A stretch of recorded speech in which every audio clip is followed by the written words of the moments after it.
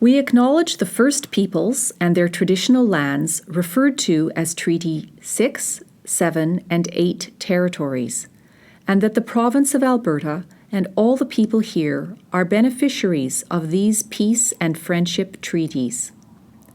Treaties 6, 7, and 8, along with small areas of Treaties 4 and 10, encompass the traditional territories of numerous Western Canadian First Nations as well as the Métis people.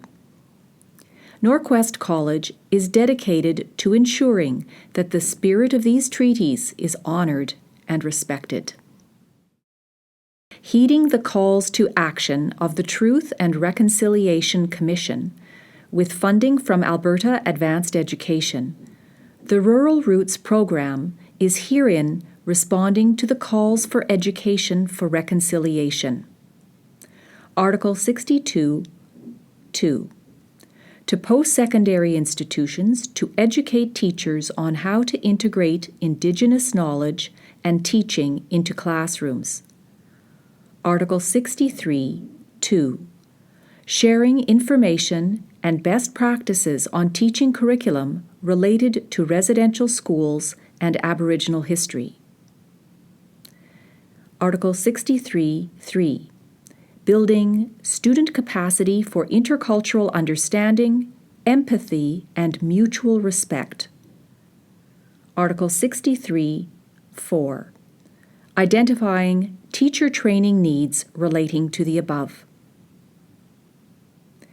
We are grateful to the elders who, with open hearts, willingly shared the knowledge they keep for their peoples. On behalf of English language learners throughout the province of Alberta, we thank them for introducing newcomers among us to truth about identity, treaty, protocol and ceremony, residential schools, challenges to overcome, and guiding lights.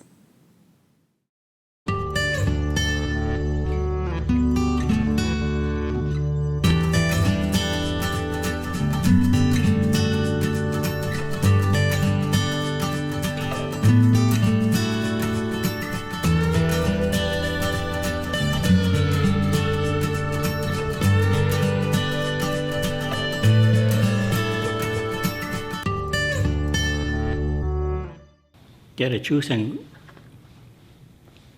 Reconciliation Commission. I think it started in 2008. But anyway, they went around the country, Canada, listening to people that went to boarding school. It was headed by Judge Murray Sinclair.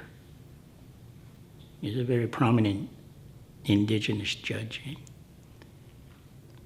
It was a cultural genocide. It's a very strong word, genocide, but it's true.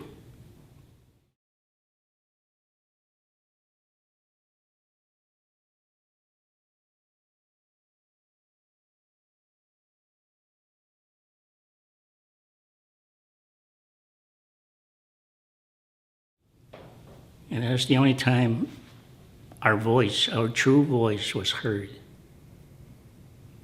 Because all these years, it was covered. Most people don't like talking about it, but I can't because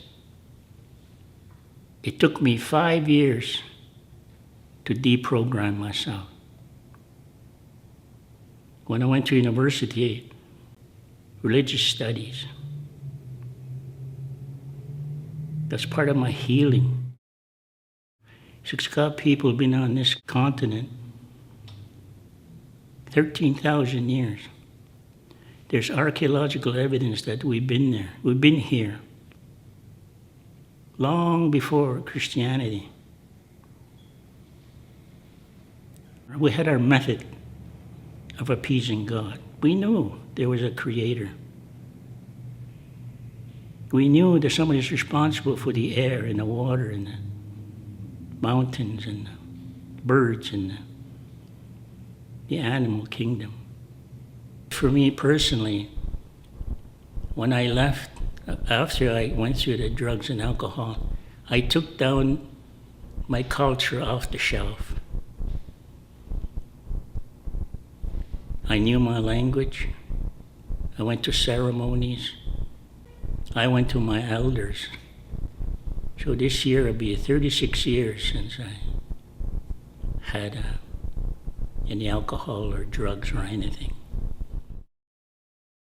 And then there's different family unit structures on the reserve. On Siksika, there's basically 4 family unit structures. One is the traditional families. Those are the knowledge keepers. Those are the bundle holders, pipe holders, sun dancers, sweat lodgers, medicine men, medicine women. There's a whole section of them. They're very traditional people. They're keeping our culture alive. Those are the people we go to for knowledge. And then we have the contemporary traditional people, people like me. Very comfortable in a sweat lodge, night lodge, as opposed to going to a church, living in a city. So they have 2 cultures. And then we have the contemporary. People that look like me, don't speak the language, don't care about Sundance, don't care about the traditional Siksika way of life. They're more interested in the urban setting. And then we have the dysfunctional family. Those are the ones that are into drugs, alcohol, kids involved with child welfare, people involved with the courts. Those are the damaged people, remnants of boarding school.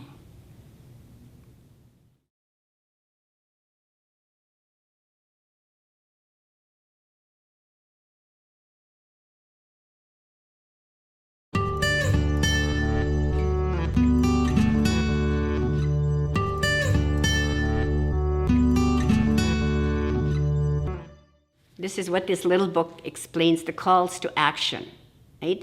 And it's calls to action. It's not just a report. This is you must do it. You must address the residential school time. The calls to action is what, 23, 24 is the health. There's most education, health, and justice. The universities, the schools must teach the history. I mean, when Canada, 150 years? What about the time before? What about saying when we welcomed the settlers, we had no garbage? Because everything we used went back to nature. It was new for us when the settlers brought their animals and lived with them. We did not live with our animals. Our animals had their own space. They lived in the woods, they lived away from us. So that's why everything was clean, and we only used what we needed.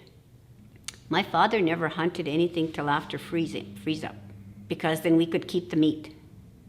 And eggs, you took 1 from each nest. But when the settlers came, they lived with their animals, they spread the manure, they planted their gardens on that, and they ate it. That was all new to us, and our bodies were not used to that. If all the money that was set aside for survivors was distributed properly, it would have been a heck of a lot more money. But there were so many people involved in administering it. The money they paid people, like the survivor, I was 10 years in residential school, so I got the common outpayment, but they had so many restrictions. I don't know how many people could access that. To further your education, to learn your language.